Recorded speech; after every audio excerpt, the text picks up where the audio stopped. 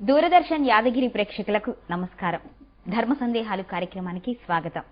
ఈ రోజు మన ధర్మ సందేహాలన్నిటిని నివృత్తి చేయడంతో పాటు ఎన్నో ఆధ్యాత్మిక విషయాల గురించి వివరించడానికి మనతో పాటు స్టూడియోలో ఉన్నారు ప్రముఖ ఆధ్యాత్మిక గురువులు, రామాయణ ప్రవచన సుధాకర, రామాయణ సుధానిధి డాక్టర్ మైలవరపు శ్రీనివాసరావు గారు. నమస్కారం గురువుగారు. నమస్కారమ్మా. గురువుగారు, అసలు పురాణాల్లో చెప్పినవన్నీ నిజమవుతాయి అంటారు. మరి ఇప్పుడు ఈ కలియుగంలో ఆ పురాణాల్లో చెప్పినవన్నీ జరుగుతున్నాయి అనుకోవచ్చా? ఖచ్చితంగా పురాణంలో ఉన్నదే జరుగుతుంది, ఇంకోటి జరిగే వీలు లేదు. ఆ మాటని దబాయించి చెప్పాడు వాల్మీకి మహానుభావుడైన వ్యాసుడు. యదిహాస్తి తదన్యత్ర ఎన్నేహాస్తి నతత్ క్వచిత్.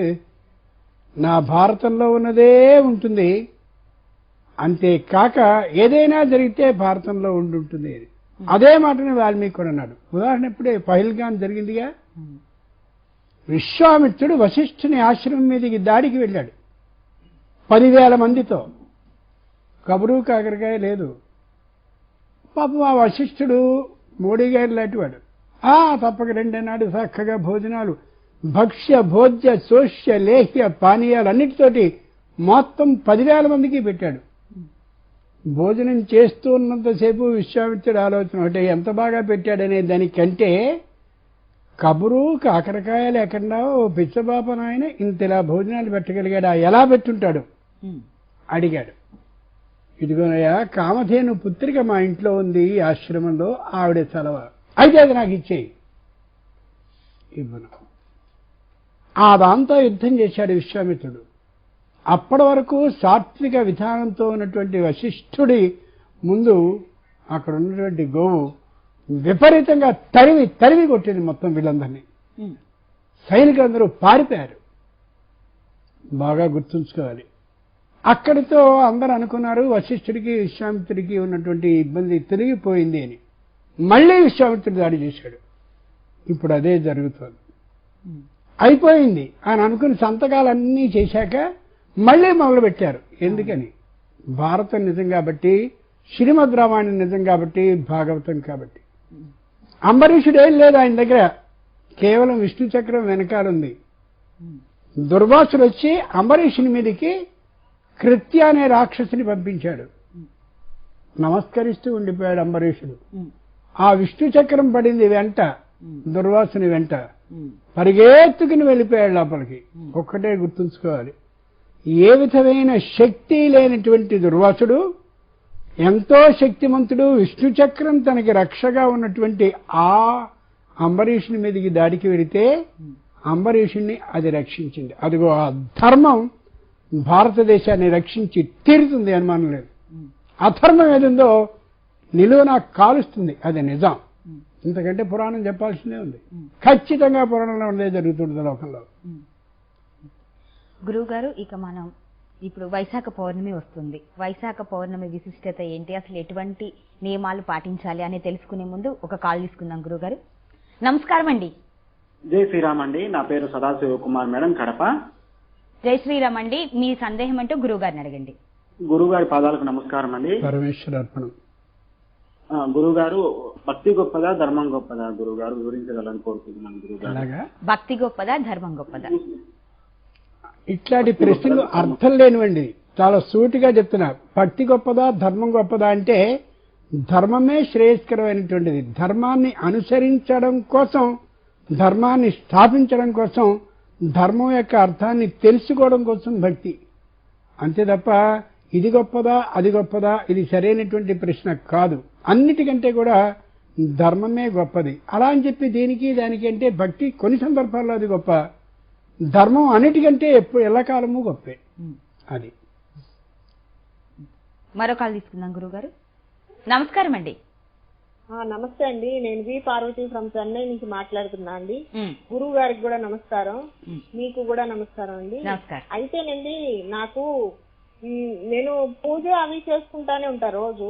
ఏమవుతుందంటే, నేను ఏదైనా ఎక్కడైనా చిన్న అపశృతి లాంటి డౌట్, వాడు అలా చేస్తాడేమో, నాకు ఇలా ప్రాబ్లం వస్తుందేమో అని అనుకుంటా ఉంటాను. ఏమి రాకూడదు అని కూడా అనుకుంటాను, కానీ ఆ అనుకున్నదే నిజం అవుతుంది. అది ఎలా నివారించుకోవాలి భక్తి మార్గం ద్వారా చెప్పరా? దాన్ని భరద్వాజ మహర్షి ఇస్తాడు. మనోబిభేతి. కొంతమందికి అనుకూలమైన ఆలోచనల కంటే ప్రతికూలమైన ఆలోచనలు ఎక్కువగా వస్తూ ఉంటాయి. ఆ ప్రతికూలమైనటువంటి ఆలోచనలు కలిగిన వాళ్ళకి అనుకూలమైన ఆలోచన కంటే 2 ప్రతికూలమైన ఆలోచనలు ముందు వస్తుంటాయి. భరద్వాజ మహర్షి చెప్పాడు, ఆయన అమోఘమైనటువంటి సైక్రియాటిస్ట్ అన్నమాట. ఎంత గొప్పవాళ్ళు వాళ్ళు.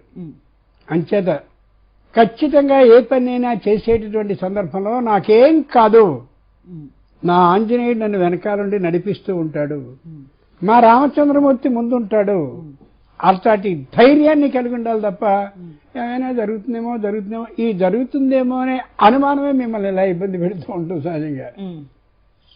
సహజంగా విశాఖే అంటారు. అంటే 2 రకాల ఆలోచనల్ని ఒక సందర్భంలోనే చేసేటటువంటి వాళ్ళు కొందరు ఉంటారు. నేను వెళ్ళగలనా, ఏమో వెళ్ళలేనేమో, వెడితే బాగుంటుంది, ఎందుకైనా మంచిది వద్దు, ఇట్లాంటి వాళ్ళు జీవితంలో ఎదగలేరు. ఎందుకింత గట్టిగా చెప్తున్నాను అంటే ఆ లక్షణాన్ని తొలగించుకోవాలి. కాబట్టి నేను ఈ పని చేస్తున్నాను, నాకు భగవంతుడు అండగా ఉంటాడు, నిశ్చయంగా ఈ పని తీరుతుంది అనుకో, ఖచ్చితంగా అవుతుంది.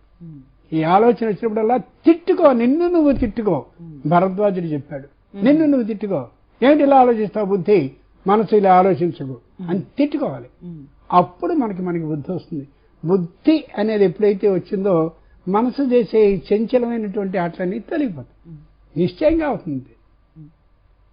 గురువు గారు, ఇందాక మనం అనుకున్నట్లుగా వైశాఖ పౌర్ణమి గురించి, విశిష్టత గురించి.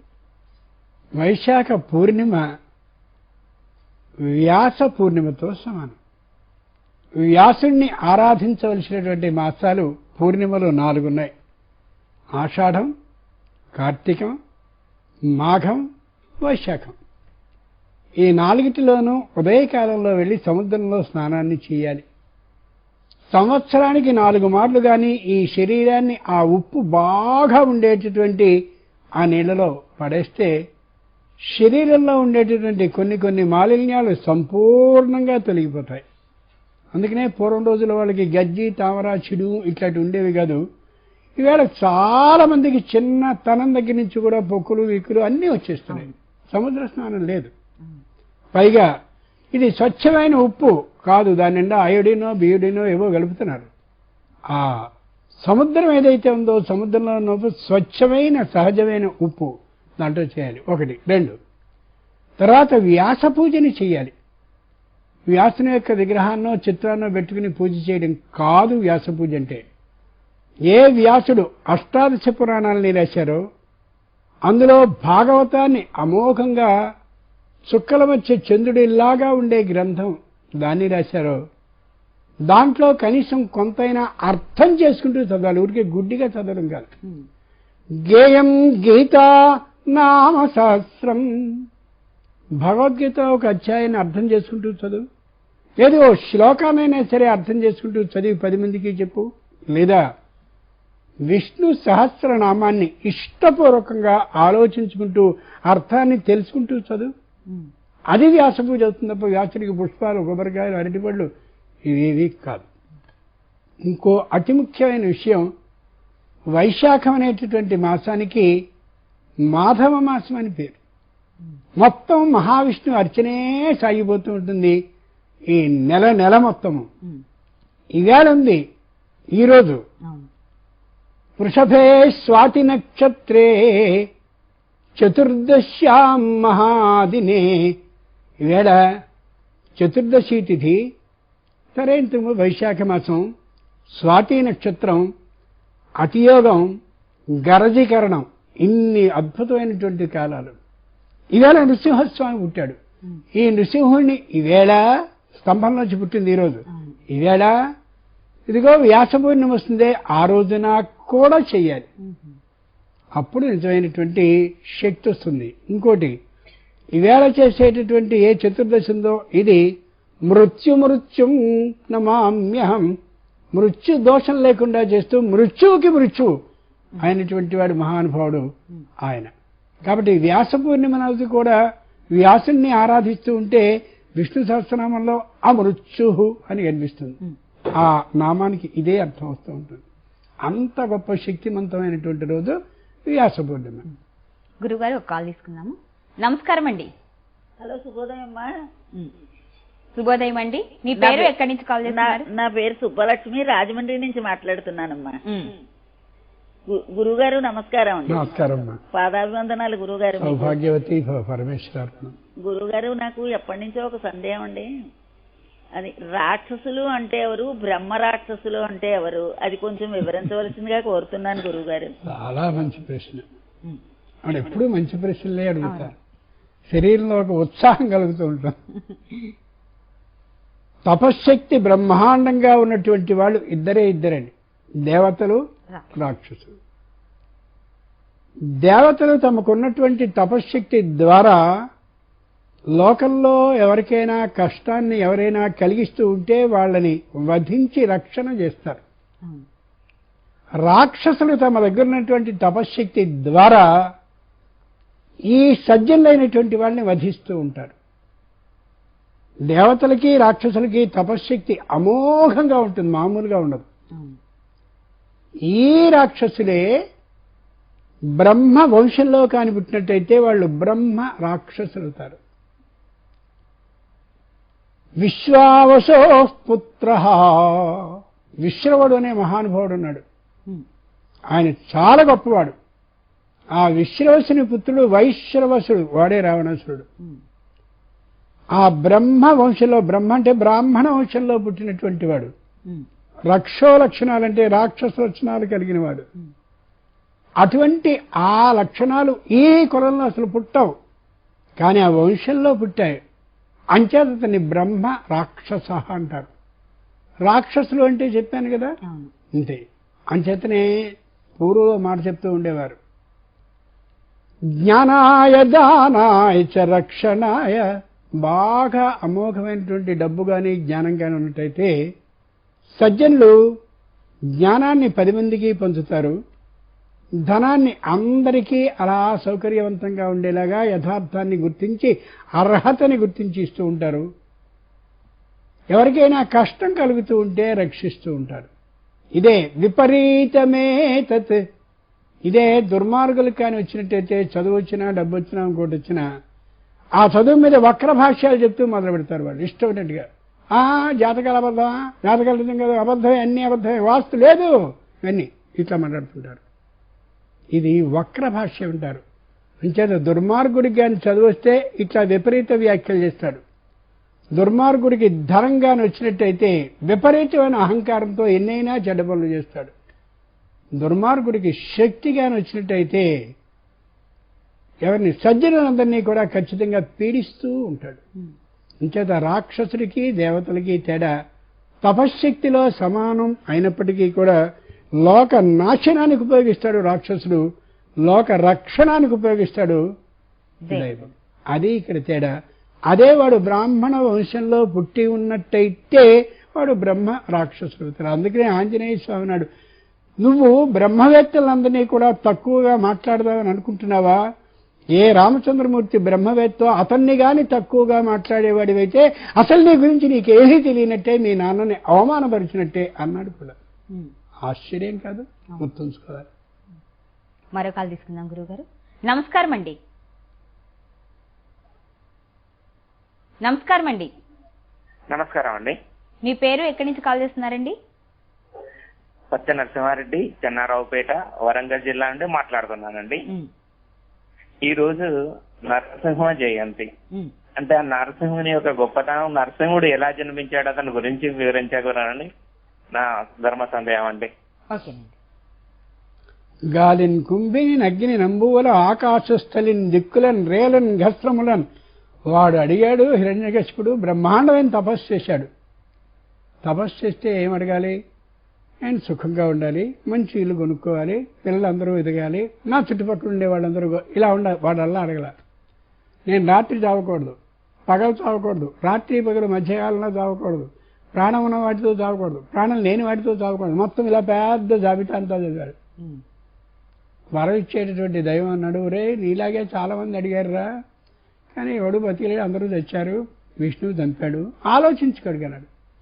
నేను అడిగింది నువ్వు ఇవ్వాలి తప్ప నాకేమిటి నువ్వు సవరణ చేస్తావు అన్నాడు. గుర్తుంచుకోవాలి. అటువంటి హిరణ్య కశిపుడు హిరణ్య అక్షుడు అనే ఇద్దరిని వధించడం కోసం ప్రత్యేకంగా ప్రణాళిక వేసుకున్నాడు ఆయన నృసింహస్వామి. ఆ స్తంభంలో చూపిస్తావా అని అడిగాడు హిరణ్యకేశుడు. ఎవరిని? ప్రహ్లాదుని. చూపిస్తా. అప్పుడు లోపల ఉన్నటువంటి ఆ నృసింహస్వామి ఆలోచించాడు, నేను ఒట్టి సింహరూపంగా వస్తే ప్రపంచంలో ఉన్న సింహజాతి అందరినీ వధించేస్తాడు. వాడు మూర్ఖుడు కదా. కేవలం మనుష్యునిగా పుట్టానుకో మొత్తం ఈ లోకంలో మనుష్యులు లేకుండా చేస్తారు. కనిపించినట్టు కనిపించనట్టు రే సగం మనిషి సగం సింహం అన్నటువంటి ఒకడు నన్ను చంపాడు రానంటే ఎవరూ నమ్మడానికి వీల్లేనట్టు ఉండాలని మేధావి అమోఘమైన తెలివితేటలు కలిగిన వాడు శ్రీ మహావిష్ణువు కాబట్టి నృసింహ రూపంలో ఆ స్తంభం నుంచి ఇలా వెలువడ్డాడు. ఈవేళ స్తంభోద్భవుడు అంటారు. ఈవేళ స్తంభం నుంచి పుట్టాడు అని చెప్పి నమ్మేటటువంటి రోజు, యథార్థమైనటువంటి రోజు కూడా ఇది. చతుర్దశి తిథి స్వాతి నక్షత్రం. ఈరోజు స్తంభంలోంచి అలా ఉద్భవిస్తాడు. సాయంకాలంలో వధించాడు. పైగా ఇక్కడ పెట్టుకుని వధించాడు తలల మీద. పూర్తిగా పేగులన్నింటినీ మెడలో వేసుకున్నాడు. అంచేతనే చిన్నప్పుడు ఎవరైనా పేగు మెడలో వేసుకున్నట్టయితే వెంటనే ఈ విధమైనటువంటి శాంతి ఒకటి చేయిస్తారు. పేగు మెడలో వేసుకోవడం అక్కడి నుంచి వచ్చింది. నృసింహస్వామి స్వయంగా ఈ పేగుల్లా చీల్చేసరికి ఆ కోపంలో వేస్తుంటే ఆ హిరణ్యకేశుని పేగుల మెడలో వచ్చింది. ఇందాక అడిగారు ఎవరెవరో భక్తి గొప్పదా ధర్మం గొప్పదా అని. ధర్మమే గొప్పది అంటే భక్తి అక్కర్లేదా అనొస్తుంది. భక్తే గొప్పదంటే ధర్మం అక్కర్లేదు కదా అనొస్తుంది. అట్లాంటిది ఇక్కడ కూడా మనకు కనిపిస్తూ ఉంటుంది. భగవంతుడు ఎప్పుడూ కూడా కనిపించినట్టు ఉంటాడు, కనిపించనట్టు ఉంటాడు, నమ్మడానికి వీలు లేకుండా ఉండేలాను చేస్తాడు, నమ్మేందుకు సరిపోయిన తీరులోనే ఉంటాడు. అంచేత ఆయన్ని అర్థం చేసుకోవడం చాలా చాలా కష్టం. అటువంటి నృసింహస్వామి మృత్యువుకి మృత్యువు కాబట్టి 32 అక్షరాల అమోఘమైన మంత్రాన్ని కానీ కనీసం 32 సార్లైనా ఈరోజు జపించగలిగినట్లయితే, వారెవరో అడిగారే నాకు భయం వేస్తూ ఉంటుందని, ఆ మృత్యు వస్తుందేమో అనే భయం కూడా తొలగిపోతుంది. మృత్యు అంటే వస్తుందేమో అనే భయం మరీ ఎక్కువ, చావు కంటే కూడా. ఆ భయం కూడా తొలగిపోతుంది. అంతటి గొప్ప రోజు ఈరోజు. ఆ తర్వాత వచ్చే వ్యాసపుణ్యం మరీ గొప్ప. మరో కాల్ తీసుకుందాము. నమస్కారం అండి. గురుగారు నమస్కారం అండి. రాజశేఖర్ హైదరాబాద్ నుంచి మాట్లాడుతున్నారు. అదే మనకి నవభక్తి మార్గాలు ఉన్నాయి. అందులో భాగంగా స్మరణం చేత ప్రహ్లాదుడు, శ్రవణం చేత పరీక్షిత్ మహారాజు, దాస్యం చేత ఆంజనేయుడు, పాదసేవనం చేత లక్ష్మీదేవి, స్నేహం చేత అర్జునుడు, కీర్తనం చేత అక్రూరుడు, వందనం చేత భృగు మహారాజా. అయితే అన్ని చెప్పలేము కానీ ఒక్క వందనం చేత భృగు మహారాజు ఎలా కీర్తింపబడ్డారు కాస్త తెలియజేయండి. థ్యాంక్ యూ అండి. మంచిది. వందన భక్తి ఆయనది కాదు. వందన భక్తి అక్రూరుడు, మామూలు భక్తి కాదు.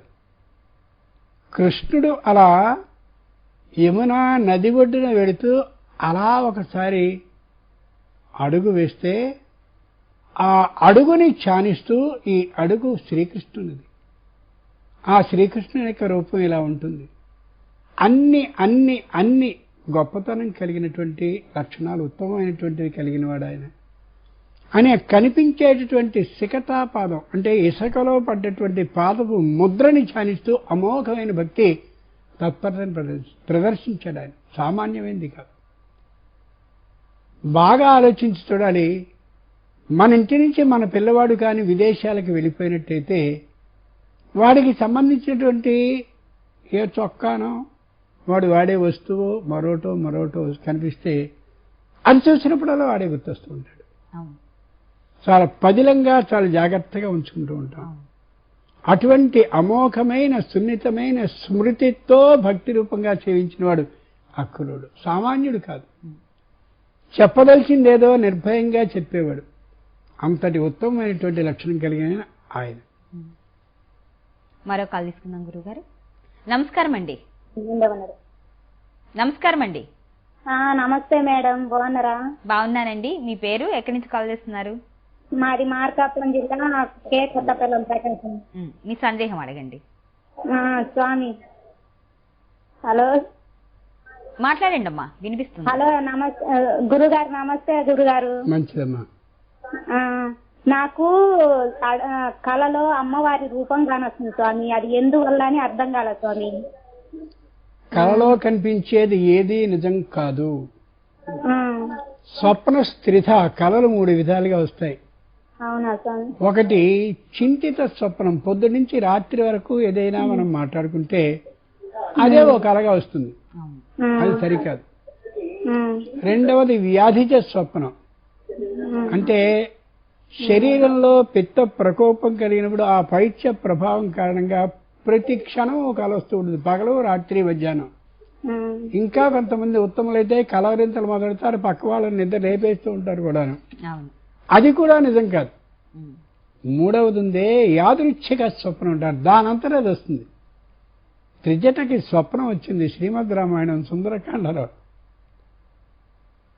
ఖచ్చితంగా తెల్లదైనటువంటి వస్త్రాలు కట్టుకుని రామచంద్రమూర్తి లక్ష్మణస్వామి అదిగో ఆ సీతమ్మతో కలిసి అయోధ్య నగరానికి వెళుతున్నట్టుగా నాకు కల వచ్చింది, తెల్లని ఎద్దు మీద.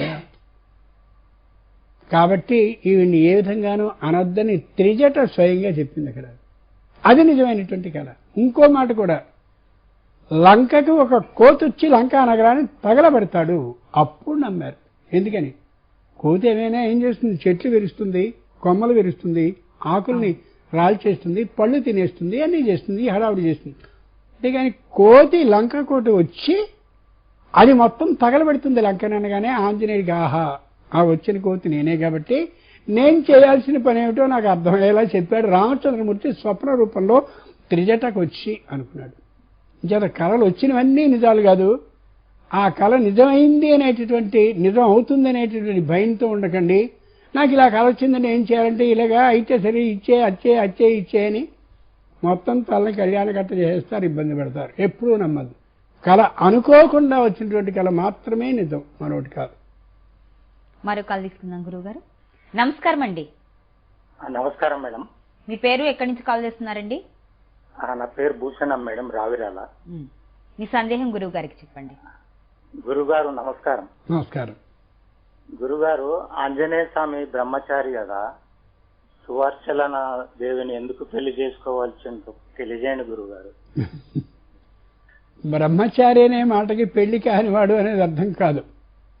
బ్రహ్మణి చరతీతి బ్రహ్మచారి.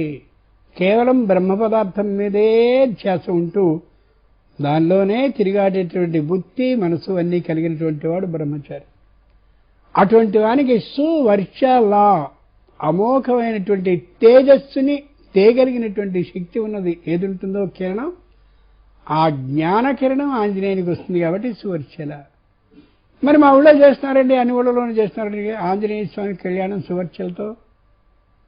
ఆ కళ్యాణం చేస్తున్నటువంటి వంకతో అంతరార్థాన్ని గ్రహించగలగాలి తప్ప సువర్చల అనేటటువంటి ఆవిడ ఒక స్త్రీ, ఆంజనేయుడు అనేవాడు పురుషుడు, వీళ్ళిద్దరికీ పెళ్ళయింది, సంతానం ఎవరో మాకు ఇంకా తెలియలేదు, ఇది సరైనటువంటిది కాదు. బాగా ఆలోచించాలి. అంతరార్థం తెలియకే ఈ గోలంతా కూడా. చాలా మంది అంతరార్థం తెలుసుకుందామనే ధ్యాస లేకపోవడం వల్ల ఇబ్బంది కలుగుతుంది. కాబట్టి వాళ్ళిద్దరూ భార్యాభర్తలు కారు. మరో కాల్ తీసుకుందాం గురువు గారు. నమస్కారం అండి. నమస్కారం మేడం. మీ పేరు ఎక్కడి నుంచి కాల్ చేస్తున్నారండి? కర్నూలు జిల్లా ఆస్పరి మండలం సంగరడన గ్రామం హరినాథ్ రెడ్డి. గురువు గారికి నమస్కారాలు సార్. నమస్కారం సార్. శివుని గుడికి వెళ్తాం సార్, అక్కడ ప్రసాదము టెంకాయ కొడతాం సార్, అక్కడి నుంచి ఏం తెచ్చుకోకూడదు అంటారు గురువు గారు. ఆ గుడికాడ కూడా ధ్వజస్తంభము అవి లేవు సార్. చెప్పండి మీ సందేహం ఏంటో. అదే సార్, ఇప్పుడు ప్రసాదం అక్కడ పోయి కొబ్బరి అవన్నీ కొడతాము, దేవునికి ప్రసాదాలు ఎవరైనా తీసుకొని రాకూడదు అంటున్నారు, అది ఎంతవరకు నిజం? శివుడు అమోఘమైనటువంటి ధర్మ అధికారి. ఆయన ఆలయం నుండి ఆయన మనకుగా ఇచ్చేది విభూతి. అంచేత ఆ విభూతిని మాత్రమే తెచ్చుకోవాలి, దాన్నే ధారణ చేయాలి. వాళ్ళు చూస్తారో వీళ్ళు చూస్తారో అని ఇంటికి వచ్చి ఇలా రాసేసుకోవడం కాదు, స్వచ్ఛంగా స్పష్టంగా రాసుకోగలగాలి. 2, శివుని ఆలయానికి వెళ్ళి ఏదైనా తెచ్చుకోవాలి అని అనుకున్నట్టయితే మనం ఆయనకి ఇచ్చేటటువంటి దాని కంటే ఆయన నుంచి మనం తెచ్చుకునేది తక్కువగా ఉండాలి. ఓ కొబ్బరికాయ కొట్టాం, పెద్ద మొక్క మనకు వస్తే బాగుండు కాదు, చిన్న మొక్క మనకు వస్తే చాలు. ఆ ధోరణిలో ఉండాలి.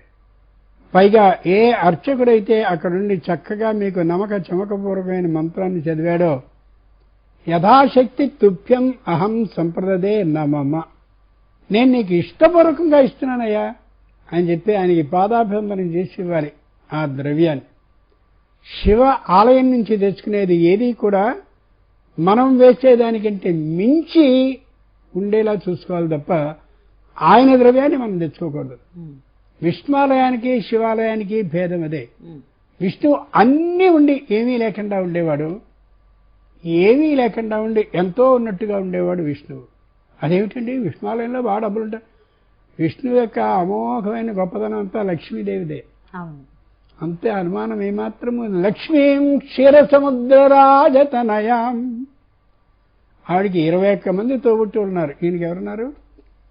మొత్తం అంతా ఆవిడే. ఆవిడ కారణంగా ఈయన ఇలా ఉంటూ ఉంటాడు. అందుకనే లక్ష్మీదేవి పాదాలని ఒత్తుతూ, ఇంత డబ్బున్న నన్ను ఒక్క పైసరగవే, నువ్వు ఎంత గొప్పవాడివి అని పాదాలు ఒత్తుతూ ఉంటుంది. ఈవేళ పురుషులు ఎందుకు పాదాలు ఒత్తుతున్నారో అందరికీ అర్థమైపోతుంది, కారణం ఇది కాబట్టి. చాలా గొప్ప విషయం అది. మరో కాల్ తీసుకుందాం గురువు గారు. హలో, నమస్కారం అండి. హలో నమస్కారం అండి, నా పేరు సావిత్రి, ముంబై నుంచి మాట్లాడుతున్నాను అండి. గురువు నమస్కారం గురువు గారు. కొద్ది గట్టిగా మాట్లాడండి. చిన్న సందేహము, ఈ అమ్మవారి పూజలో, లలిత అమ్మవారి పూజలో అవసరమైన వడపప్పు పానకం పెడతారు కదా, కానీ ఈ రోజుల్లో షుగర్ పేషెంట్స్ ఎక్కువ వెళ్ళిపోయారు, మరి పానకం పెట్టకుండా అవ్వదు కదా, దానికి బదులుగా ఏం పెట్టాలి అది కొంచెం చెప్పగలుగుతారు? ఆవిడ గొంతు చిన్నగా ఉంది, విపరీతమైన వేగంతో మాట్లాడు. లలితా సహస్రనామాలు పారాయణ చేసేటప్పుడు అవసర నైవేద్యంగా పానకము వడపప్పు పెడతారు కదా, మరి షుగర్ పేషెంట్లు పానకం బదులు ఏం పెట్టాలి అని అడుగుతున్నారు. వడపప్పు ఉంది కదమ్మా, చక్కగా పెట్టచ్చు. భగవంతుడు ఒకటే ఒకటి చెప్తాడు, నాకు ఏది నివేదన రూపంగా నువ్వు పెడుతున్నావో అది నీ శరీరానికి సరిపోయేదిగా ఎంచుకో. ఎంత గొప్ప మాట అది. చాలా ఆలోచించి చెప్తారు ఎవరైనా సరే, మహర్షి ఏదైనా చేసే సందర్భాల్లో అవే చెప్తారు. కుమారస్వామి పూజ చెయ్యవయ్యా, అమోఘమైనటువంటి వైశాఖ మాసం నిండుగా నువ్వుల్ని బెల్లాన్ని కలిపిన ముద్దకి ఆవునేతిని వేసి కుమారస్వామికి పెడితే ఎంతో ఇష్టం. ఆయనకి ఇష్టం కాదు, మన ఆరోగ్యానికి అది ముఖ్యం. అంచేత మన ఆరోగ్యానికి ఏది పడుతుందో దాన్ని చక్కగా నైవేద్యంగా అమ్మవారికి పెట్టండి. లలితాదేవికి చాలా ఇష్టంగా స్వీకరిస్తుంది ఆవిడ. ఆవిడికి మొత్తం అలా చెప్పింది. 97వ శ్లోకం లలితా సహస్రనామం దగ్గర అక్కడి నుంచి వరుసగా అన్ని నివేదనలు ఆవిడికి చెప్పింది. గుడాన్న ప్రీతమానస, దత్యన్నాసక్త హృదయ, అబో ఇన్నున్నాయి చాలా. వాటిలో నీ ఆరోగ్యం చెడిపోకుండా ఉండేలా ఏ ఆహారం నీకు ఇష్టం అవుతుందో దాన్నే నైవేద్యంగా పెట్టు. ఎంత గొప్ప మాట. ఒకవేళ నీకు కార్యాలయానికి వెళ్ళే తొందర, అవకాశం ఏమాత్రం లేనితనము కానీ ఉన్నట్టయితే నీ ఇష్టం వచ్చినటువంటి ఫలం నీ ఆరోగ్యానికి మంచిదన్నది పెట్టక్కడ. ఆవిడ ఎప్పుడూ ఏ విధంగా ఉంది, పత్రం పుష్పం ఫలం తోయం, ఏదైనా సరే చదువుకుంటారు వాళ్ళు. భగవంతుడు మళ్ళాగా పట్టుదల బట్టి వేళ గారెలు ఇస్తామనుకుంటే ఇలా ఇచ్చావా, ఎప్పుడు అందావిడ. అవ్యాజ కరుణామూర్తి అజ్ఞానధ్వాంత దీపిక. ఒక్కో నామం చదువుతూ ఉంటే అలా శరీరం మై మరిచిపోతూ ఉండేలా అయిపోతూ ఉంటుంది.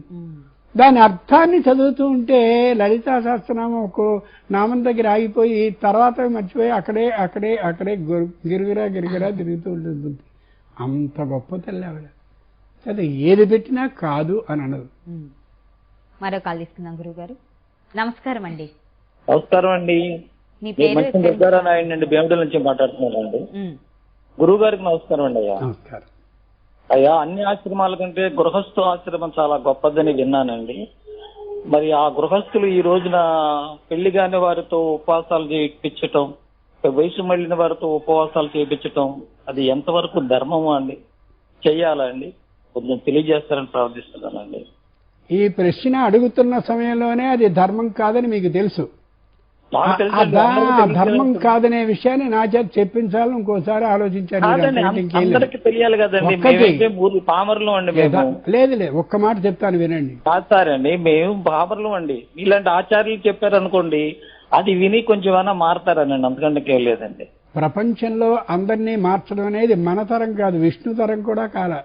అంచేత అమ్మా గృహస్థులైనటువంటి వాళ్ళు ఇదిగో ఇలా ఇలా ఇలా ఇలా చేస్తే వచ్చే కష్టాలేమిటి నష్టాలేమిటి అనేది జాగ్రత్తగా మనం చెప్పకుండా వాళ్ళకి వాళ్ళు తెలుసుకునే స్థాయిలో వాళ్ళు ఉండాలి. కార్తీక మాసం వచ్చింది, స్నానం చేయించాలని 90 ఏళ్ళ ఆవిడని అమాంతంగా నీళ్ళలో ముంచితే తర్వాత ఇంకో కార్యక్రమం చేసుకోవాల్సి వస్తుంది. అంచేత దాన్నే జ్ఞాన అజ్ఞాన, ఏది చెయ్యొచ్చో అది జ్ఞానం, ఏది చెయ్యకూడదో అజ్ఞానం. అది అంచేత బాగా ఆలోచించుకుని ఎవరికి వాళ్ళు అక్కడ సూత్రం ఉంది కదా అని అలా చేయడం కాదు. అది ఉదయం 8 గంటలకల్లా అదేదో మధుమేహానికి సంబంధించిన మాత్ర వేసుకుందే ఈయన పడిపోతాడు. 9:30 వరకు నేను జపం చేస్తానంటే కాదది.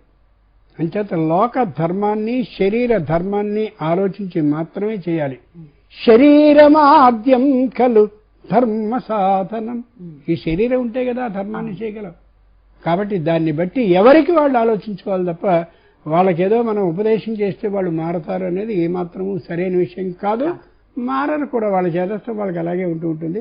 కానివ్వండి, ఓ రోజు గట్టిగా దెబ్బ తగులుతుంది ఆరోగ్యానికి, అప్పుడు మళ్ళీ ఇలా చేస్తే బాగుండేది అని అనుకుంటారు. అనుకునే ప్రయోజనం. మరో కాల్ తీసుకుందాం. గురువు గారు నమస్కారం అండి. నమస్కారం అమ్మ. మీ పేరు ఎక్కడి నుంచి కాల్ చేస్తున్నారండి? అమ్మ నా పేరు మంద వెంకన్న, వట్టెంల గ్రామం, వేములవాడ మండలం, రాజాల సిరిసిల్ల జిల్లా నుండి ఫోన్ చేస్తున్నాను. మీ సందేహం గురువు గారికి చెప్పండి. జై శ్రీరామ్ స్వామి. అయ్యా, గురువు గారి పాదాల వందనాలయ్యా. పరమేశ్వరార్పణం. అయ్యా, మనని మహాభారతంలో కర్ణుని యొక్క పాత్రను ఇంత గొప్పగా చూపించారు. ఆ సినిమాను నానా రకాల దాన వీర శూర కర్ణ అని చెప్తారు. దుష్ట చతుర్థయంలో అతడు ఒక్కడు, ఆయనకున్న ఇమేజ్ అంతా దుర్యోధన దగ్గర తాకట్టు పెట్టారు. మరి అటువంటి ఆ మహాభారతానికి యుద్ధం జరగడానికి కారకుడైనటువంటి కర్ణుణ్ణి ఇంత గొప్పగా సినిమా వాళ్ళు ఎందుకు చూపిస్తున్నారు? ఆయనకు అంత కీర్తి ఉన్నదా? మరి అది సినిమా వల్ల తప్ప, లేకపోతే నిజమే ఆయన అంత గొప్పవాడా? తెలియజేయాలా? ఎవరు ఎలా చూపించారో నాకు తెలియదు. నేను ఎప్పుడూ సినిమాలు చూడలేదు, 40 ఏళ్ళు అయి ఉంటుంది.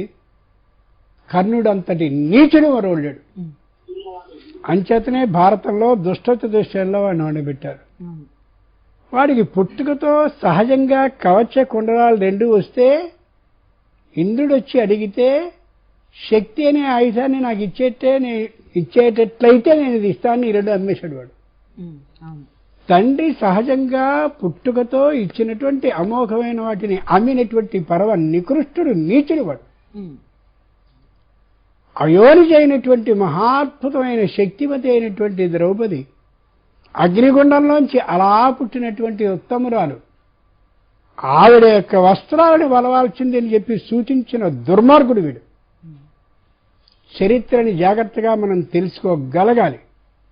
అంతేకాదు, దుర్యోధన సహవాసంలో వాడు చెడిపోవాల్సిన దానికి మించి చెడిపోయాడు. భారతంలో ఇద్దరు పరమనీచులు కనిపిస్తారు. ఒకడు దుర్యోధనుడు, కర్ణుడు. వీడి వెనకాల ధృతరాష్ట్రుడు ఉంటాడు. చక్కనైనటువంటి ద్రోణుని యొక్క పుత్రుడిగా పుట్టి బ్రాహ్మణ కులంలో అమోఘమైన ధనుర్విద్య శక్తివంతుడైనటువంటి అశ్వత్థామ, వాడు కూడా మూర్ఖుడే. అంచేతనే కృష్ణుడు ఎప్పుడైనా భారత యుద్ధంలో కొద్ది రథాన్ని పక్కకి తిప్పు అనేది ఎప్పుడంటే అశ్వత్థామ కనిపించినప్పుడు. అంతటి శక్తిమంతుడు, పోరాటంలో అద్భుతమైన శక్తిమంతుడు. కానీ కృష్ణుడంతటి వాడు ఎవరినైనా శపించాడంటే అశ్వత్థామని బాగా గుర్తుంచుకోవాలి. మనందరం కూడా మన పిల్లవాడిని బడికి పంపించేస్తూ ఉంటే అబ్బో అంత సొమ్ము కట్టాం కాబట్టి ఇంత చదువు వస్తుంది, ఇంత బుద్ధి పెరుగుతుంది అనుకోవద్దు. వాడు ఎవరితో కలిసి సహవాసం కలిసి తిరుగుతున్నాడో చూసుకోవాలి. ఆ కలిసి చేసేటటువంటి స్నేహం బట్టి వాడి లక్షణాలు వీడికి వచ్చి తీరుతాయి. అందుకని కర్ణుడంతటి నీచుడు లేడు. ఉండే సమయం 1 నిమిషంన్నర మాత్రమే కాబట్టి చెప్పలేకపోతున్నాం తప్ప కర్ణుడంతటి దుర్మార్గుడు మరొకడు లేడు. అంచేతనే కృష్ణుడు అందరినీ కూడా రక్షించు రక్షించు రక్షించని చెప్పేవాడు కర్ణుని చూపించి కొట్టే అని చెప్పి ప్రత్యేకంగా దగ్గరుండి మరీ ఆ అర్జునుని చేత కొట్టించాడు. అర్జునుడు అన్నాడు, అబ్బో వాడు ఇలా భుజం కదుపుతున్నప్పుడు మా అమ్మ కనిపిస్తోంది, ముఖం ఇలా తిప్పినప్పుడు మా అమ్మ ముఖం కనిపిస్తోంది, వాడు నడుస్తున్నప్పుడు అలా అనిపించింది, వాడి మాట ఆ పెదవుల యొక్క కదలికలో మా అమ్మ కనిపిస్తోంది, కొట్టాయి. ఎందుకన్నాడు? వాడు నీచుడు కాబట్టి ప్రత్యేకంగా కృష్ణుడు అక్కడ ఉండి మరీ చంపించాడు. బాగా గుర్తుంచుకోగలి. అయినా అబ్బో చాలా గొప్పవాడు అనుకుంటే అది నీ కర్మ. ధర్మ సందేహాలు కార్యక్రమంలో మరో చిన్న విరామం. హలో, మరో కాల్ తీసుకుందాం. గురుగారు నమస్కారం అండి. నమస్కారం అండి. నా పేరు సీతాదేవి అండి. గురువు గారికి నమస్కారం అండి. గురుగారండి, దక్షిణామూర్తి అన్న పేరు శివుడికి ఎలా వచ్చిందండి? ఆ పేరు విశిష్టత ఏంటండి? స్వామి దక్షిణామూర్తి రూపంలో ఉన్నప్పుడు అమ్మవారి అవతారం పేరేంటండి? ఈ దక్షిణామూర్తి ప్రస్తావన ఏ పురాణంలో చెప్పబడింది? ఈ మూర్తిని పూజించడం వల్ల కలిగే ఫలితాలు ఏంటో తెలియజేస్తారండి?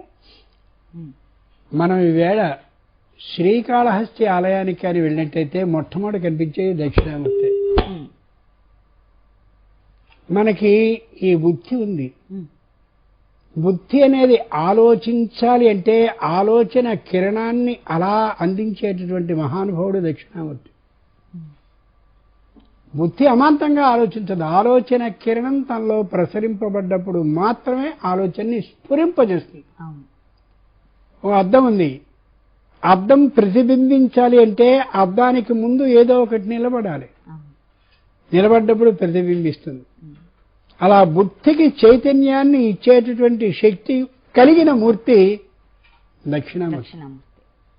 అంచేతనే ఆయన అలా కూర్చుంటే ఎదురుగా ఉండేటటువంటి వాళ్ళకి ఆయన ఏం చెప్పకపోయినా మౌన వ్యాఖ్య ప్రకటిత ఏమీ చెప్పడైనా అలా కూర్చుంటాడంతే. ఆయన చూడగానే ఆ జ్ఞాన కిరణాలు వీళ్ళకి ప్రవేశించి అర్థమైపోతూ ఉంటుంది. వృద్ధా శిష్యా గురుర్ యువ, గురువు యువకుడు దక్షిణామూర్తి. వృద్ధా శిష్యా అమోఘంగా అన్ని శాస్త్రాల్లో అమోఘమైన లోతైన పాండిత్యం కలిగినటువంటి వాళ్ళు శిష్యులు. ఇదేమిటి? అంతటి జ్ఞాన కిరణ ప్రసారాన్ని బుద్ధిలోకి చేయగలిగిన శక్తిమంతుడు దక్షిణామూర్తి. అంచేతనే శ్రీకాళహస్తీశ్వర స్వామి వారి ఆలయానికి కాళహస్తిలో వెళితే అలా ఉంటుంది. స్వర్ణముఖరీ నది, ఆ నది పేరు స్వర్ణముఖి అని రాశారు. రెవెన్యూ వాళ్ళు చాలా గొప్పవాళ్ళు. అర్థం జీవితంలో అర్థం కాకుండా ఉండేలా పదాలని మారుస్తారు వాళ్ళు. సువర్ణముఖరి, సు చక్కనైన వర్ణ మంత్రాలకి సంబంధించిన అక్షరాలని, ముఖరి ధ్వనింపజేసేటటువంటి శక్తి కలిగింది ఆ నది. సువర్ణముఖరి. అక్కడ దక్షిణామూర్తి యొక్క అమోఘమైన ఉంటుంది కాబట్టి అక్కడ ఉండే అమ్మవారి పేరు జ్ఞాన ప్రసూనాంబిక. జ్ఞానము ప్రసూన రూపంగా ఉంటుంది. ప్రసూనం అంటే పువ్వు. పువ్వు వచ్చిన తర్వాతి స్థితి ఏమిటి? పండు. ఆ జ్ఞానం ప్రసూనం రూపంలో ఉండేది అమ్మవారైతే ఆ దక్షిణామూర్తి యొక్క అమోఘమైనటువంటి ఆ బుద్ధి కిరణ ప్రసారం ఇక్కడ జరుగుతూ ఉంటే ఆ ప్రసూనం అంటే పుష్పం జ్ఞాన ఫలంగా లభిస్తుంది అని ఆలోచిస్తే సామాన్యమైనటువంటి. మనం ఎంత మటుకు అమాంతంగా లోపలికి వెళ్ళిపోవడం, దేవుని అలా చూసేయడం, ఇంకా వీలైతే ఒక రికమెండేషన్ పట్టుకుని ఎవరి ద్వారా లోపలికి దూరేయడం, ప్రసాదం తెచ్చుకోవడం, ఇవతలకు వచ్చేయడం చాలా పొరపాటు చేస్తున్నామమ్మా మనం. హైందవ ధర్మం మొత్తం అర్థం కాకుండా పోవడానికి కారణం ఏంటంటే మనకి తెలుసుకుందామనే జిజ్ఞాస, తెలుసుకుందామనే ఆసక్తి లేకపోవడం, అలా తొందరగా అయిపోవడం. మంచి పరువటి రోజుల్లో అంటే ఉత్సవాలు జరిగే రోజుల్లో అమాంతంగా పెడతాం, జరుగో పద ఇది వద్దు. ప్రశాంతంగా ఉండే రోజున తగినంత సమయం ఉన్న రోజున వెళ్ళండి ఆలయానికి, అన్ని విశేషాలు తెలుస్తాయి. ఆలయంలో ఉండేటటువంటి శిల్ప కళ మనకి ఆ దైవానికి సంబంధించిన చరిత్ర మొత్తం చెప్తుంది. అలా ఉండేలా వాళ్ళు శిల్పకళని చెక్కారు. ఆ విధంగా మనం చూస్తే నిజమైనటువంటి భగవత్ స్వరూపం మన బుద్ధిలో, మన శరీరంలోకి వస్తుంది. బుద్ధిలో కిరణ రూపంగా మెరిచేలా చేస్తాడు దక్షిణామూర్తి స్వామి. చాలా గొప్పదైనటువంటి స్తోత్రం దక్షిణామూర్తి స్తోత్రం. మరో కాల్ తీసుకుందాం గురువు గారు. నమస్కారం అండి. నమస్కారం అండి. నా పేరు వెంకటేశ్వర ప్రసాద్ అండి, హైదరాబాద్ నుంచి. గురువు గారికి నమస్కారం అండి. అదే రామాయణంలో రావణాసురుడు యుద్ధకాండలో చెప్తూ తనంటే ఇష్టం లేని స్త్రీని బలాత్కరిస్తే తనకు చావు వస్తుందని చెప్తాడు. దానికి కారణం ఉత్తరాఖండలో రంభని బలాత్కరించినప్పుడు నలకూబరుడు శాపం ఇస్తాడు. మరి రావణాసురుడు తనకు చావు లేకుండా ఉండే వాళ్ళు కోరిన వాళ్ళ లిస్టులో దేవతలు కూడా ఉన్నారు. అలాంటప్పుడు దేవతల శాపం వల్ల రావణాసురుడు బలాత్కరిస్తే ఎలా మరణిస్తాడండి? దయచేసి వివరించండి. ఒక్కటే ఒక మాట, తానంటే ఇష్టం లేని అనే చోటు ఉంది. ఎంత సీతాదేవిని భుజం మీద వేసుకుని తీసుకొచ్చాడు, ఉత్తరయం వేసుకున్నట్టుగా. మరి నలకూబరిని శాపం కారణంగా రావణాసుని తల 1000 ముక్కలు అయిపోవాలిగా, ఎందుకు కాలేదు? సీతమ్మని దుర్దృష్టితో మాత్రం ఎప్పుడూ తీసుకురారా రావణాసురుడు. ఆమెని స్వయంగా తీసుకొచ్చి బంధించినట్టుగా ఓ చోట ఎక్కడుంచాడంటే మంచి చక్కనైనటువంటి బంగారపు వేదిక మీద ఉంచాడు. ఎవరైనా అట్లా చేస్తారా? చక్కనైనటువంటి మెట్లు వెండితో ఏర్పాటు చేశాడు. అంతేకాక చైత్యం అంటే ఒక గుడారంలాగా ఏర్పాటు చేశాడు బంగారంతో. కదంబకాననావాస, ఆవిడ కదంబ పుష్పాలు బాగా ఇష్టం అని చెప్పి కదంబ పుష్పాలు మాత్రమే ఉండే అడవిలో ఆమె నుంచాడు. ఆమె చుట్టూరా కాపుదలగా ఎవరిని ఉంచాలి? బలిష్ఠులైన పురుషుల్ని సర్వాయుధాలతో ఉంచాలి. మొత్తం అంగవైకల్యం ఉన్నటువంటి స్త్రీలను ఎక్కడా కూడా ఆవిడ పరిగెత్తుకుపోతుంటే పట్టుకోవడానికి అవకాశం లేకుండా ఉండే స్త్రీలను పెట్టాడు. ఎందుకంటే రేపు రామచంద్రుడికి ఎక్కడ అనుమానం ఆవిడ మీద పొరపాటున ఆయనకి కలగదు, కానీ ఎవరైనా సరే అనుమానం కలిగించేలా మాట్లాడతారేమో అని అలా చేశాడు.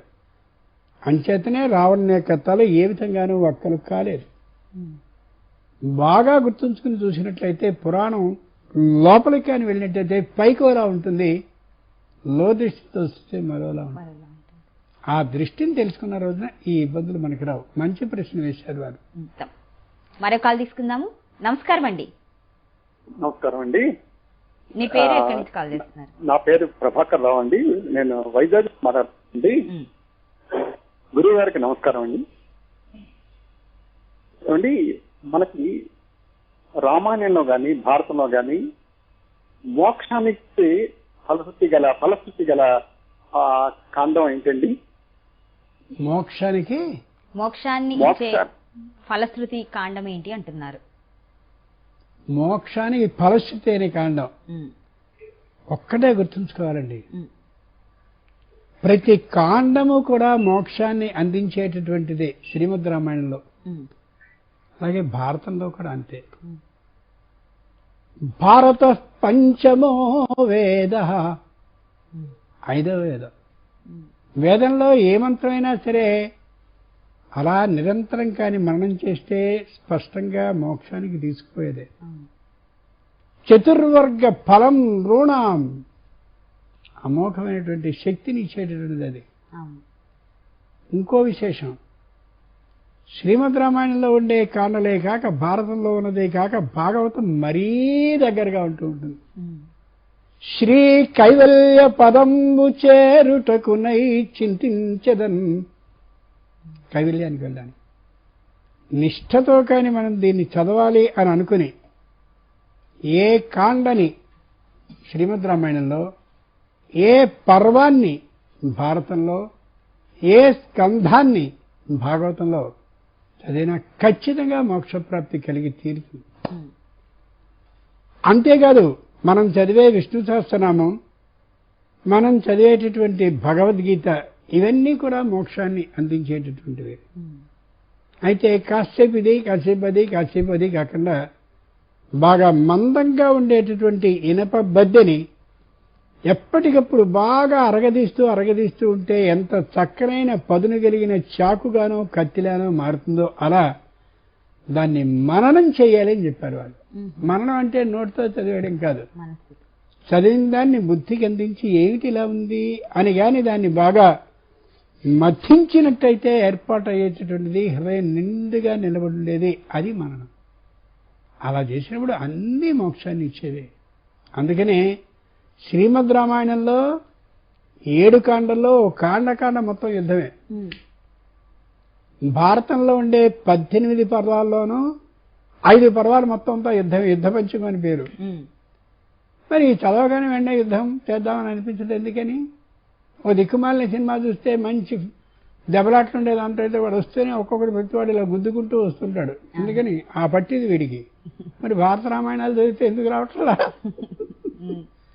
పూర్తి మోక్ష ప్రతిపాదకమైనటువంటి గ్రంథాలు, ఇతిహాసాలు, పురాణాలు, కావ్యాలు. వాడు దాన్ని ఒక్కలా రాయిలా అన్ని విధాలుగానూ రాసిపెట్టారు. కొద్ది ఆ దృష్టితో చదివితే చాలా ఖచ్చితంగా మోక్షం వస్తుంది. దీనివల్ల మాత్రమే మోక్షం వస్తుంది, మిగిలినవి చదవద్దు అని ఎక్కడా ఉండదు. అన్నీ ఏంటి? పంచదార కలశం ఉందనుకోండి, పంచదార ముద్ద ఏదో ఒకటి చేసాం, ఎక్కడ కోరికినా తీపిగానే ఉంటుంది. లడ్డు ఎక్కడైనా తీపిగానే ఉంటుంది. అంచేతనే భారతంలోనే పోలుకుంది.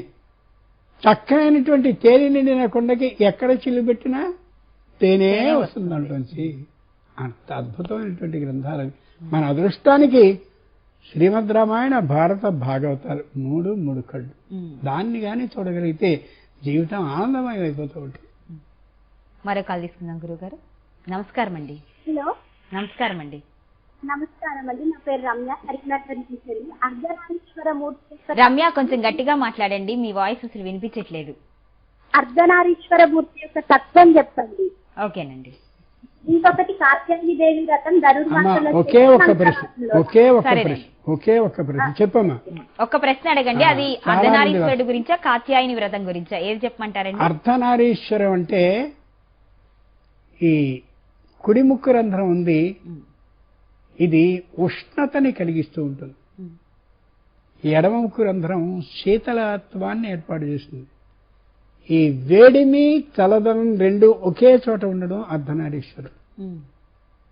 రెండు. ఇదేమో సూర్యనాడి, ఇది చంద్రనాడి. ఒకప్పటి రోజుల్లో ఆడవాళ్ళందరూ కూడా ఇటు సూర్య ఆభరణం, ఇటు చంద్ర ఆభరణం. ఇవాళ ఎంత మట్టుకు ఇలాంటి పెద్ద ముద్దోటి మెడలో వేసుకుంటే చాలన్నట్టుగా కొత్త ఆభరణాలు చేస్తున్నారు. పాత వాటిని అన్నింటినీ తొలగిస్తున్నారు. చాలా దౌర్భాగ్యకరమైన లక్షణం అది. అంతేకాదు, ఇటు పక్క ఏ మహానుభావుడైనటువంటి శంకరుడు ఉంటాడో ఆయన రుద్ర రూపంతో ఉంటాడు. ఇటు పక్క అమ్మవారు చక్కని ప్రసన్న రూపంలో ఉంటుంది. ఈయన సూర్య లక్షణం కలిగిన వాడైతే ఆవిడ చంద్ర లక్షణం కలిగింది. సూర్యుడు చంద్రుడు ఒక చోట ఎప్పుడూ ఉండరు, కానీ సూర్యచంద్రుడు ఇద్దరు విభిన్నమైన లక్షణం కలిగిన వాళ్ళు ఒక చోట ఉండడం అర్ధనారీ ఈశ్వరం. అమోఘమైనటువంటి కుండలిని ద్వారా వచ్చే ఏ అద్భుతమైన అమృతం ఉందో అది ఆ పైనుండేటటువంటి అమృతం దాకా చేరాలి, సహస్ర అరం దాకా. ఈయన వచ్చిలో విషయాన్ని మింగాడు. పార్వతీదేవి గట్టిగా కంఠాన్ని పట్టుకుందంటే మొగుడు యొక్క కంఠాన్ని బెల్లం పట్టుకోవాలి కదా అర్థం దాన్ని. ఈ గరళం ఏదైతే ఉందో ఇది అమృత భాండానికి వెడితే అది మొత్తం గరళమయం అయిపోతుందని అమ్మవారు ఇక్కడ ఆపింది. అది విశేషం. పాముల ఆభరణంగా కలిగి ఉండడం అంటే కుండలిని శక్తిని అలా ప్రజ్వలంగా చేసుకోవాలని తెలియచెప్పడం. అమ్మవారున్నారే, అయ్యవారున్నారే, ఇద్దరిలో చిత్రమైన లక్షణం ఉంది. అయ్యవారు మన్మథుణ్ణి దహించి వేశాడు. అమ్మవారు అలా దహింపబడ్డ మన్మథుణ్ణి భార్య అయినటువంటి రీతిదేవి ప్రార్థనని స్వీకరించి బతికించింది ఆవిడ. ఇద్దరినీ చూడండి, విభిన్న లక్షణాలు కలిగిన వాళ్ళిద్దరు కానీ కలిసే ఉంటారు. అది అర్ధ నారీ ఈశ్వరం అంటే. దీని మీద 2 గంటలు ఉపన్యసించేటటువంటి శక్తి అవకాశము ఉంది. మనకి 1.5 నిమిషం ఏం చేస్తాం? ఈ ఆలోచనలో మీరు ప్రయాణించండి, అర్ధనారీశ్వరుడు తెలిసింది. అంటే 2 విభిన్నమైనటువంటి ఒకే చోట కలిసి ఉండడం ఏది ఉందో అది అర్ధ నారీ ఈశ్వరం. మరో కాల్ తీసుకుందాము. నమస్కారం అండి. నమస్కారం అండి. నమస్తే మేడం. మీ పేరు? హేమంత్ కుమార్ మేడం, వరంగల్ నుంచి మాట్లాడుతున్నాను. నమస్కారం గురువు గారు. నమస్కారం. గురువు గారు, గుళ్ళోకి వెళ్ళినప్పుడు ఆ గుళ్ళో దేవుణ్ణి ఏమని కోరుకోవాలో తెలియజేయండి గురుగారు. భగవంతుడి దగ్గరికి వెళ్ళినప్పుడు ఏదీ కోరుకోకూడదు. ఉదాహరణకి మనం కోరుకున్నవన్నీ అవుతున్నాయా? మనం కోరుకోవడం లేదు కొన్ని, కానీ అవుతున్నాయా లేదా? భగవంతుడు అన్నిటికంటే అతీతుడు. అంచేత భగవంతుడిని కోరుకోవాల్సింది ఒకటే, నాకు ఏది జరిగితే అది నీకు మంచి అనిపిస్తుందో అది నువ్వు నాకు చెయ్యి. అవును. భాగవతం నిండుగా ఇదే మనకు కనిపిస్తుంది. నాకు అది కావాలి ఇది కావాలి ఏమీ అనుకోకు. ఏమను ద్రౌపదీదేవి అంతటి ఆవిడ వస్త్రాలన్నీ కూడా అలా దుశ్శాసనుడు లాగేస్తున్నటువంటి సందర్భంలో నాకు చీరలు ఇప్పించు, చీరల్లో కూడా ఈ విధమైన చీరలు ఇప్పించు ఏం అడగల ఆవిడ. ఈ విధమైనటువంటి మాన అపహరణం జరుగుతున్నటువంటి సందర్భంలో ఆలోచించు. అందుకనే భగవద్గీతలో యదిచ్ఛసి తథాకురు, ఏం అనుకుంటున్నావో అది నువ్వు, నాకు ఇది మంచిది అని నీకు అనిపిస్తే అది చేయని. మనం ఎప్పుడూ కూడా ఏమనుకుంటామంటే, మనం ఈ చదువు చదివినట్టయితే బ్రహ్మాండంగా ఎదిగిపోతామని అనుకుంటాం, అది అడుగుతాం, రే నీకు ఇది మంచిది కాదురా ఇది అని ఆ పని చేయిస్తాడు ఆయన. ఇంచేత భగవంతుని మీద సంపూర్ణమైన విశ్వాసం ఉన్నప్పుడు ఇలా అన్నిటికీ తల్లే గొప్పది. అమ్మ రే ఇలా కాదురా దీనికి వెళ్ళు ఉంటుంది. ఎందుకని మన కంటే మన గురించి ఎక్కువ ఆలోచించినటువంటి ఆమె ఎవరంటే గర్భంలో ఉన్నప్పటి నుంచి కూడా తల్లే. నాకు బాగా తినితే అనిపిస్తుంది, విపరీతమైన తీపి తినాల్సింది అని తింటూ ఉంటే ఏం చేస్తుంది ఆవిడ, అదిగోరా కాకెత్తుకుపోయింది ఇదిగో పిల్ల ఎత్తుకుపోయింది అని చెప్పి మామూలు చేస్తుంది. ఎందుకని మన కంటే మన గురించి ఎక్కువ తెలుసు కాబట్టి. అంచేత పూర్వం రోజుల్లో ఏం చేసేవారు, ఇంట్లో బాలా విగ్రహాన్ని పెట్టుకునేవారు. బాలమ్మ తల్లి అంతా నీ చలవ, నువ్వు ఏం చేస్తే అది, నువ్వు ఏం చెప్తే అది, అంతటి విశ్వాసం ఆమె మీద ఉంచేవారు. నా చెయ్యి విడవకు, గట్టిగా పట్టుకో, ఎంత గొప్ప మాట. అలా ఒక దైవాన్ని మనం ఎంచుకుని పెట్టుకున్న రోజున ఈ భయాలు బాధలు ఉండనే అలా గురువు గారు ఈరోజు ఎన్నో ధర్మ సందేహాలను నివృత్తి చేశారు. అదేవిధంగా పురాణాల గురించి అవి ఇప్పుడు కలియుగంలో ఎలాగో ప్రభావితం చూపిస్తున్నాయి అనేది కూడా వివరించారు. ధన్యవాదాలు గురువు గారు.